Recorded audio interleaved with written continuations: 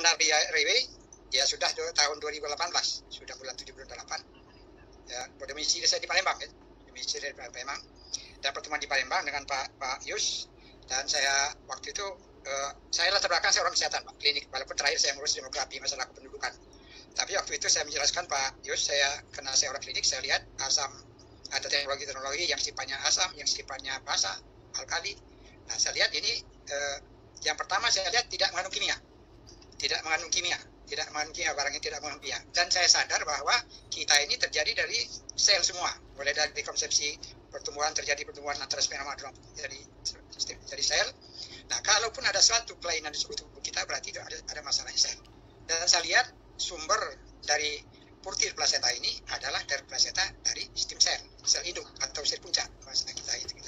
Nah, jadi saya mulai di situ melihat, saya banyak tanya. Dan saya lihat bukannya larut di asam lambung, di lambung bukan, tapi larut di usus kecil. Nah, ini ada lagi. Saya lihat lagi memang ada teknologi. Nah, 5 teknologi inilah yang saya mulai saya renung bahwa ini bagus. Dan saya memang ada kelainan saya adalah, saya rasakan ya waktu itu, saya adalah ada pengentalan darah. Pengentalan darah biasa-biasa aja sebenarnya. Tapi kalau dia sampai pengentalan darah ini masuk ke otak, masuk ke jantung, ya akan fatal kan begitu kan. Masuk jantung, masuk otak akan fatal. Saya Pak Antono pernah dapat serangan di saraf saya kuping. Di kuping sebelah kanan, telinga sebelah kanan, mendadak saya tuli mendadak. Jadi tuli mendadak dan saya biasa berdenging. Nah, tapi berdenging saya biasa-biasa saya siap ke depan. Tapi saya kok sampai sore berdenging. Saya datang saya banyak teman juga di THT, dokter THT. Saya datang, wah katanya ini harus Pak Muhsin sebelum 3 hari harus muncul, harus ke rumah sakit, harus di rumah sakit. Saya tidak percaya Pak, wah sini aja. Nah, saya datang lagi ke dokter malam Pak. Saya ke dokter yang kenalan saya juga, ke dokter kepala THT yang di rumah sakit Muhammad Hussein, dokter Denny. Wah ini Pak Muhsin, jangan aku sepele ini. Kalau lebih dari 3 hari dia akan tuli menetap. Nah, jadi saya baru sadar Pak Antono bahwa pengentalan darah ini kalau sampai masuk ke darah situ, itu sangat bahaya untuk Bapak dan Ibu. Itu saya sampaikan akan jadi pengentalan tuli menetap.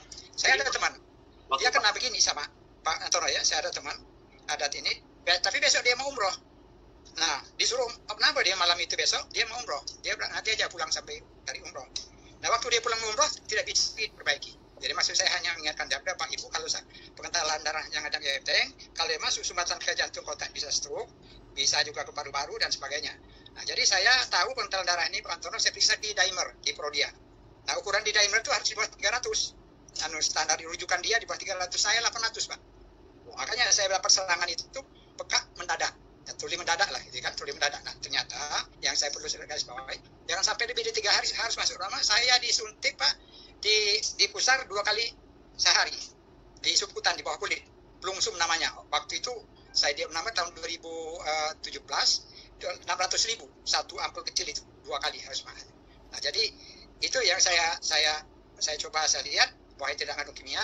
Saya akan coba perhatikan ini. Saya waktu itu saya banyak tanya Pak Yus juga, kelabakan saya banyak tanya karena sebab asam dengan basa itu kalau dalam kimia Pak itu urai garam air ya, tapi kan kali. Jadi saya tanya terus. Nah, ini yang jadi sebenarnya teknologi yang kata Pak Tomo tadi, itulah sebenarnya core bisnis kita Pak, untuk yang kawan-kawan di Lead Partnercast, bahwa itu yang harus kita andalkan, yang harus kita jaga core bisnis kita 5 teknologi itu yang saya lihat.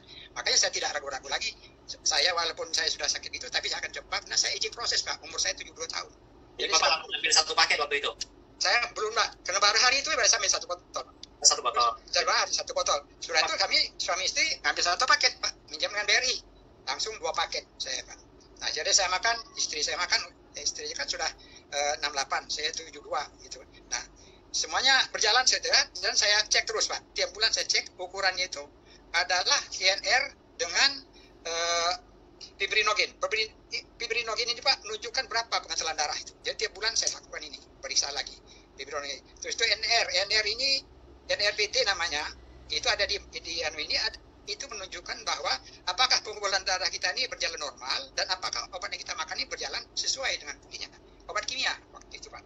Nah, jadi saya coba karena ini tidak mengganggu obat kimia, saya coba makan ini Pak sebelum tidur 2.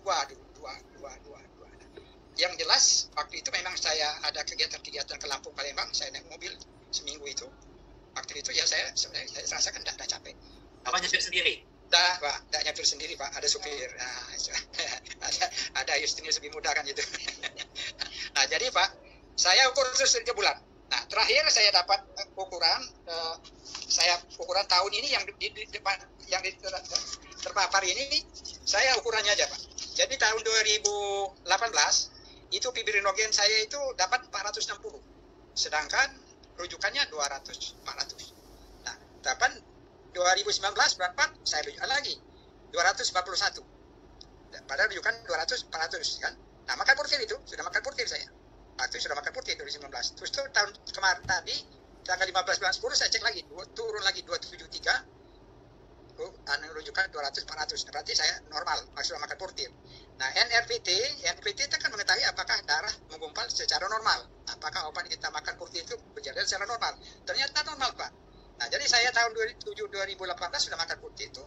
Saya waktu itu 29,9, rujukan 27,42. Rujukan 42. Nah, 2019 saya periksa lagi lab, itu tinggal 17, rujukan 27. Nah, berarti saya ada kemajuan. Dan kemarin tanggal 15 bulan 10 nah ini pemeriksaan lab lain-lain, Pak, indikatornya. Di Prodia lain, di laboratorium daerah lain, dari SMA lain. Tapi saya lihat ini semuanya sudah berjalan normal.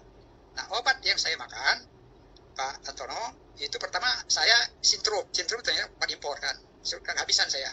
Nah, terus itu saya makan simak 2 mili. Simak 2 mili. Nah, dulu saya makan 2 tim malam. Nah, sekarang cuma saya kadang 1 hari, 3 hari, 4 hari, baru 2, atau saya kadang-kadang tidak makan lagi.